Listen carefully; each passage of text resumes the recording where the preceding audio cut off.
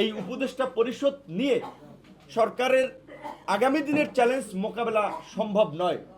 উপদেষ্টা পরিষদের পুনর্গঠন প্রয়োজন এবং সরকার যে শুরুতে ভুল করেছে, গণ অভ্যুত্থানের অংশীজন এবং রাজনৈতিক প্রতিনিধিত্ব সরকারে না রেখে আমরা সরকারকে অনুরোধ করব মেজর পলিটিক্যাল পার্টিগুলোর সাথে আলাপ করে অতি দ্রুত সময়ের মধ্যে এই সরকারের কার্যক্রমকে বেগবান করার জন্য, কাঙ্ক্ষিত লক্ষ্যে পৌঁছানোর জন্য অনতিবিলম্বে উপদেষ্টা পরিষদ পুনর্গঠন করা হোক। উপদেষ্টা পরিষদ পুনর্গঠন করে গণহত্যাকারী রাজনৈতিক দল আওয়ামী লীগকে বিচারের কাঠগড়ায় দাঁড় করিয়ে রাজনৈতিকভাবে নিষিদ্ধ করে এবং এই গত 1.5 দশকে যারা দেশের টাকা বাইরে পাচার করেছে, দেশের সম্পদ লুট করেছে, লুটপাটের মহোৎসবে জড়িত ছিল, তাদেরকেও বিচার করতে হবে। অর্থনৈতিক দুর্বৃত্ত মাফিয়া যারা বাংলাদেশকে একটা মাফিয়া স্টেটে পরিণত করেছে, বাংলাদেশের সম্পদ দিয়ে দুবাই, সিঙ্গাপুর, মালয়েশিয়া, থাইল্যান্ড,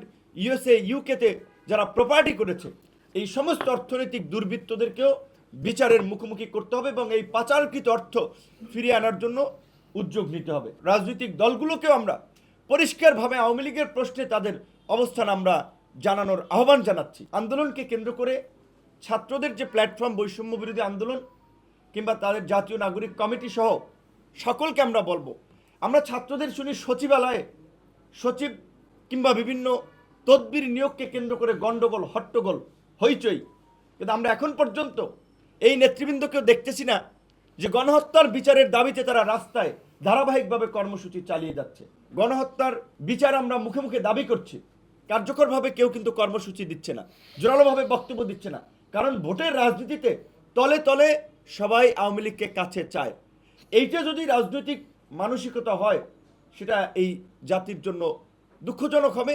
যারা গণ অভ্যুত্থানের স্পিরিটের আলোকে আগামী নতুন বাংলাদেশ বিনির্মাণের কথা বলছি, এই ছাত্র জনতার ত্যাগকে ধারণ করে একটা বিশুদ্ধ রাজনীতির কথা বলছি, তাদেরকে অবশ্যই গণহত্যাকারী রাজনৈতিক দল আওয়ামী লীগের প্রশ্ন অবস্থান পরিষ্কার করতে হবে। সরকার কি ভাবছে, অমুক দল কি ভাবছে, নির্বাচন কমিশন কি ভাবছে, সেটা বিষয় না। বিষয়টা রাজনৈতিকভাবে আমরা আওয়ামী লীগের রাজনীতি আগামীতে চাই কিনা, আওয়ামী লীগের মতো গণহত্যাকারী দল নির্বাচনে অংশগ্রহণ করবে, আমরা রাজনৈতিক দলসমূহ সেটা চাই কিনা। দায় সারা বক্তব্য দেওয়ার সুযোগ নাই। গণ অধিকার পরিষদের পক্ষ থেকে আমরা প্রাথমিক ইনিশিয়েটিভ শুরু করেছি।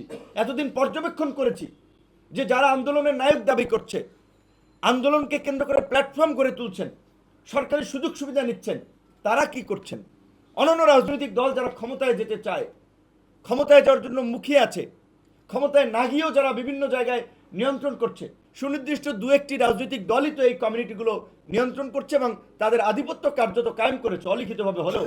গণ অধিকার পরিষদের পক্ষ থেকে আগামী 5ই ফেব্রুয়ারি আমরা এই জেলা প্রশাসকদের মাধ্যমে প্রধান উপদেষ্টা বরাবর এই স্মারকলিপির কর্মসূচি, এরপরে ঢাকায়ও এই গণহত্যাকারীদের রাজনীতি নিষিদ্ধ এবং বিচারের দাবিতে ধারাবাহিক কর্মসূচি আগামীতে অনুষ্ঠিত হবে।